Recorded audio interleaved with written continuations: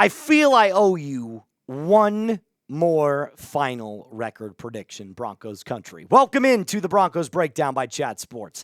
My name is Moose. You deserve it. I'm ready to deliver the final Broncos record prediction before week 1 against the Tennessee Titans. I feel like I should get it out of the way so you can put your record prediction down in the comment section down below. What is your final Denver Broncos record prediction?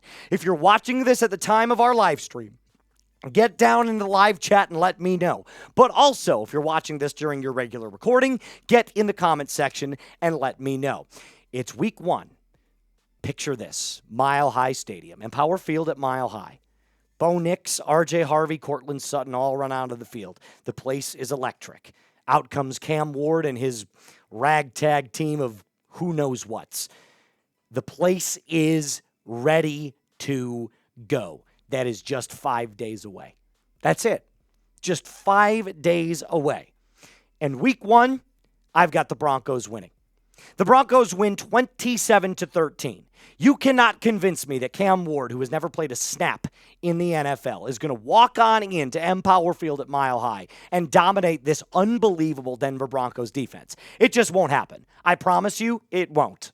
So give me the Broncos to win 27-13 week 1. Flipping over to week 2. What do we got? Broncos travel to Indianapolis. Another easy win, in my opinion. The Colts are starting Daniel Jones, a.k.a. Indiana Jones, a.k.a. the failure as the New York Giant. And I just have to tell you this right now. These should be 2 of the easiest starting games in the NFL. I know, any given Sunday. But from top to bottom, the Broncos the Broncos roster is far better than both of these teams combined. They just don't have the firepower. Denver does. It's a 2-0 start. Let's go to week 3. 3-0? I originally had this game as a loss for the Denver Broncos. But then Rashawn Slater got hurt, the starting left tackle for the Los Angeles Chargers. He's a key piece in establishing not only the run, but protecting Justin Herbert's blind side. He doesn't have him anymore. He's out for the season. So I believe this Denver Broncos pass rush has a wide open lane to tackle, no pun intended, and absolutely dominate Justin Herbert. I think it's close because it's in L.A. A divisional game is always close. But I could easily see the Broncos squeaking a win out here as a last-minute field goal or a fumble or an interception bounces their way. Give me the Broncos to start 3-0. I flipped. Bengals versus Broncos. I'll tell you why. I know the Bengals have a really poor defense. In fact, after they re-signed Trey Hendrickson, or before, they re-signed Trey Hendrickson, I was thinking this might be the worst defense in the NFL. But something in my gut just tells me that this is a Joe Burrow hero game. I mean, you can't stop 400 yards and 3 touchdowns because every so often, some of the best quarterbacks in the National Football League, no matter how good the defense is, just absolutely torch you. And I have a feeling that will happen at least once in this Broncos season. Maybe not more than once. But one time, it's bound to happen because every team goes through it. So I'll say the Broncos start off at 3-1. If you agree with me, let me know. If you disagree, let me know. You could come at me with any type of opinion that you want. I think it's a 3-1 start, and I'd be more than happy with this. Either way, let me know in the comment section down below. Let's go to week 5. I think this is also a loss. Philadelphia Eagles from top to bottom might be a better team than the Denver Broncos. They're the defending Super Bowl champions. Jalen Hurts, Saquon Barkley, A.J. Brown, Devontae Smith. I mean, it's just a loaded roster. It really is. I think it's close. I think it's low scoring. I think it's a defensive battle. I do think at home, Philadelphia squeaks out the win. Let's go to week 6. Across the pond, Governor. Heading over to ye old land of the Brits. And the Broncos win this one. The Jets are not very good. I think this is how the Broncos get back on track. You've lost 2 in a row now at this point. So now you got to take that next step, dominate a much worse team, even if you are across the pond. Give me the Broncos to win 30-17. How about we go to week 7 against the New York Giants? The Giants actually, believe it or not, might be one of my dark horse teams this year. Every report that I'm reading indicates, at least to me, that New York is getting better and better and better. With that being said, they're still about a year or two away. Russell Wilson, revenge game against Denver, no shot. Give me Denver and Bo Nix to win that at Empower Field at Mile High. Give me the Broncos to win. Here's another game that I flipped on. Originally, I had the Dallas Cowboys coming in to Denver and beating the Broncos. That was before the Micah trade happened. And I must have been smoking some sort of crack, because I look back at that prognostication a couple of months ago and I say, what was I smoking? There is no shot in hell the Cowboys beat the Broncos. It's just not going to happen. That defense is terrible. The only person you have to worry about on that entire team, believe it or not, is basically CeeDee Lamb. But Pat Surtain can lock up anybody, so I'm not worried about it. It's not going to be close. Give me the Broncos to win. So that leaves us at 6-2 heading into the halfway point. It's pretty good. Will the Broncos be over 500 at the halfway point of the season? Type O for over or type U for under. I think it's pretty clear they're going to be over. 6-2, but let me know in the comment section. Now, coming up, I've got the second half of the season and exactly what I think the record's going to look like. Spoiler alert, there's not too many more losses on this this schedule. But before I do that, I got to tell you about our friends over at PrizePicks. PrizePicks is the best place to win real money sports action all off season long. All you have to do is go to your app store, click that download button, and use code CLNS to get $50 in lineups after you play your first $5 lineup. Which players are going off? Which ones are not? Make your picks in less than 60 seconds and turn your sports opinions into real money all season long on PrizePicks. It's very simple to play.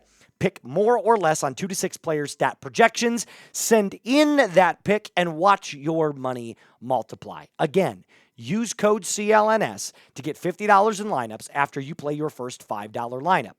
That's code CLNS when you download the PrizePicks app to get $50 in lineups after you use or play your first $5 lineup. PrizePicks. Run your game. All right, let's move on to week 9. This one, I feel like, is the most balanced game on the Broncos' schedule. They're both really good football teams. In Houston, I'll take the L on this one. 26-22.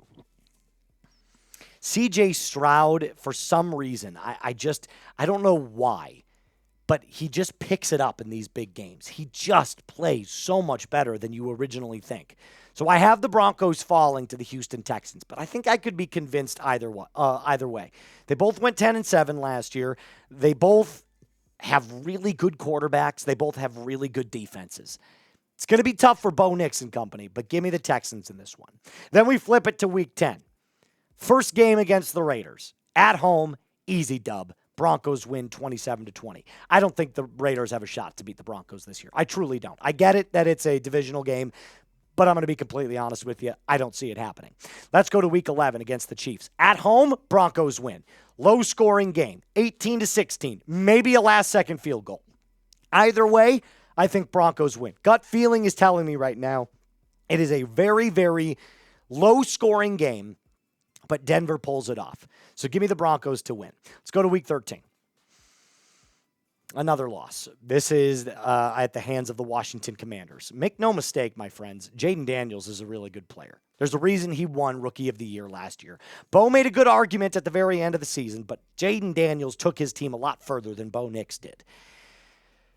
At the end of the day, at the end of the careers, I would much rather have Bo Nix as my quarterback rather than Jayden Daniels. However, we do have to give respect where respect is due. I do think that it is a higher scoring game. I think you're going to see a battle of these two QBs, but I think Washington wins. Let's go to our Week 14 matchup against the Raiders. I have the Broncos winning again in Las Vegas. I told you, I don't think I can see the Raiders pulling it off. They're just not good enough. Their secondary has so many different holes in it. So give me the Broncos to beat the Raiders.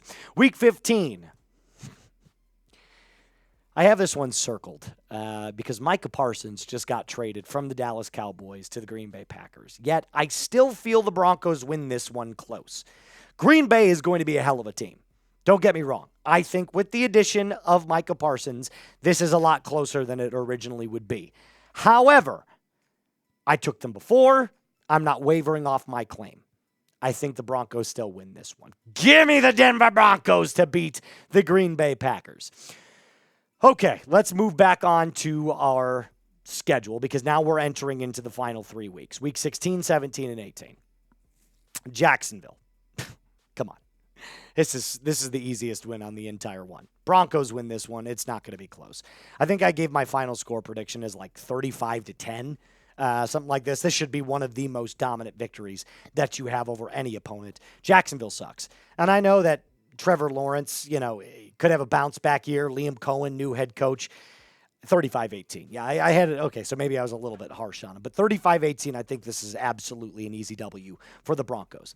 Week 17, Christmas Day against the Chiefs in Kansas City.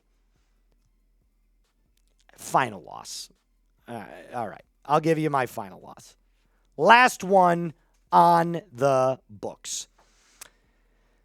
I'll take the W or the L on this one. You're going to split with the Chiefs. They're still really good. They might not be nearly as good as they were a couple of years ago, but they're still the top of the division. They still have Patrick Mahomes. They still have Andy Reid. So I'm going to say the Broncos lose this one on Christmas Day. And then the final game, Week 18 at Empower Field at Mile High against the Los Angeles Chargers. Give me the Broncos to win. I think the Broncos sweep the Los Angeles Chargers as well, meaning their only divisional loss would come against the Kansas City Chiefs, which if you do the math, the Broncos go 12-5, I believe it or not, with losses to the Bengals, the Eagles, the Texans, the Commanders, and the Chiefs. 12-5, which I originally had. So do the Broncos win 13 games in 2025? More or less. I'll take the slight under on that one. But I think it's close. Any one of these games could flip itself either way. But 12-5 is my final prediction for the Denver Broncos. Let me know what you think in the comment section down below. That's going to do it for us on today's episode. A reminder to hit that subscribe button if you haven't already. Like the video if you haven't already. And as always, Broncos country, a mile high salute to you. Be cool.